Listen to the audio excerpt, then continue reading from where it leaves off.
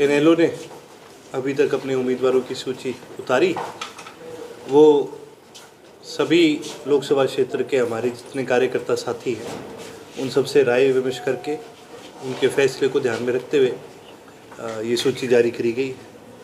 जो बाकी 8 और कैंडिडेट्स की हमने सूची अभी जारी करनी है, उनकी अभी लोकसभा लेवल पे मीटिंग चल रही है, हमारे कार्यकर्ताओं की आपस में मीटिंग चल रही है।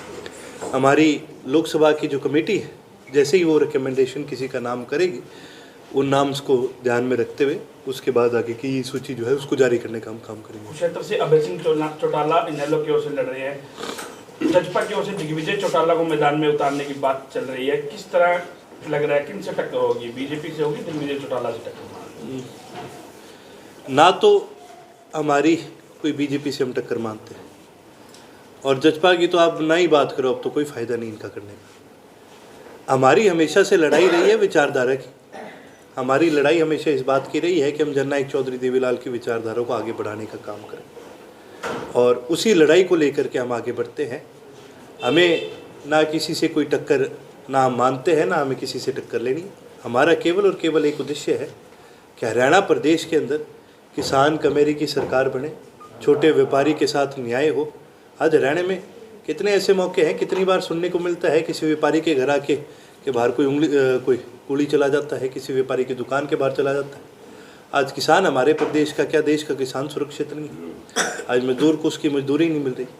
ये तमाम ऐसी चीज़ें हैं जिनके लिए, और ये तमाम ऐसे वर्ग हैं जिनके लिए जननायक चौधरी देवीलाल ने हमेशा संघर्ष कराया है। हमारा केवल और केवल उद्देश्य उस संघर्ष को आगे बढ़ाने का। हिसार से सुनंदा चौटाला को उम्मीदवार बनाया, चर्चाएं चल रही है कि ससुर के मुकाबले बहु चुनाव नहीं लड़ेगी, उम्मीदवार को बदला जा सकता है। क्योंकि ये कहने की बातें हैं, जैसे कि मैंने कहा, हमारी लड़ाई जननायक चौधरी देवीलाल की विचारधारा की लड़ाई। यदि आप कोई परिवार गिनते रहे या ऐसी चीज़ें गिनते रहे तो लोगों की पता नहीं कहाँ रिश्तेदारियाँ निकल जाएंगी। हम इन चीज़ों में विश्वास नहीं रखते। हमारा केवल और केवल कर्तव्य एक पार्टी को आगे बढ़ाना, उस पार्टी की विचारधारा को आगे बढ़ाना और जननायक चौधरी देवीलाल की विचारधारा को आगे बढ़ाने का। जब भाजपा के साथ गठबंधन में रही, आम चुनाव के मौके पर आके गठबंधन टूटा, उस गठबंधन टूटने को किस नजरिए से देख रहे हैं आप? हमने तो पहले ही किया था, ये नहीं चलेगा। और किन कारण से तोड़ा, ये मेरे से ज़्यादा अच्छी तरह शायद से आपको बीजेपी वाले या जजपा वाले बता सकते हैं। लेकिन एक चीज़ हमने हमेशा कही है कि ये गठबंधन नहीं है, ये ठगबंधन है। ये केवल और केवल लोभ लालच के लिए बनाया गया था। मेरे को लगता है कहीं बीजेपी का या जजपा वालों को कोई होगा आगे होगा लोभ लालच पूरा, इसलिए ये टूटता हुआ भी आज भी फिर उनकी। इन्होंने लोकदल को तोड़ा बीजेपी के इशारे पर, इन्होंने चुनाव लड़ा बीजेपी के इशारे पर। इन्होंने, आप मान के चलिए जी, ये जो हुआ है तमाशा सा, जो इसका मंत्रालय लिया है, ये भी कहीं ना कहीं बीजेपी के इशारों पर ही हुआ। और इससे ज़्यादा क्या फजीती हो सकती है कि आपको सरकार से बाहर निकाल दिया, आपके बारे में उल्टा सीधा बोला जाता है, सारी चीज़ें। लेकिन आज भी इनकी हिम्मत नहीं पड़ती है बीजेपी के खिलाफ कुछ बोल दे।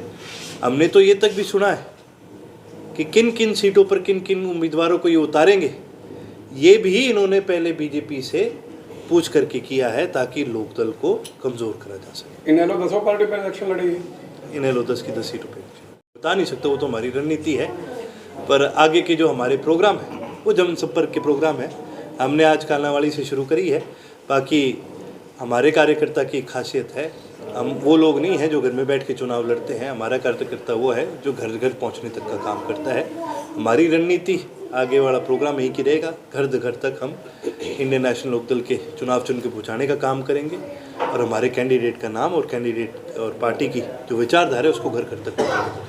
भाजपा को एन मौके पर आकर मुख्यमंत्री का चेहरा चेंज करना पड़ा, कहीं ना कहीं नहीं लग रहा कि भाजपा से लोग जो नाराज थे और कहीं ना कहीं जो SC BC वोट है उनको लभाने के लिए ऐसा भाजपा खेल खेल रही है? भाजपा से लोग नाराज नहीं थे, भाजपा से लोग अब भी नाराज हैं।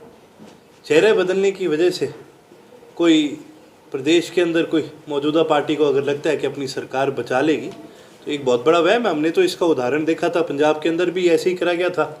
6-8 महीने पहले मुख्यमंत्री को बदला गया था। लेकिन जब आप ऐसे करते हो और एक डमी मुख्यमंत्री लाते हो, लोगों का आक्रोश और भी ज़्यादा बढ़ जाता है। ये चीज़ आज साफ जाहिर करती है कि ऐसे आदमी को मुख्यमंत्री बनाना जिसको जनता ने चुना भी नहीं, ये अपने आप में जाहिर करता है कि किस प्रकार से ये पार्टी आज लोगों से दूर हो रखी है।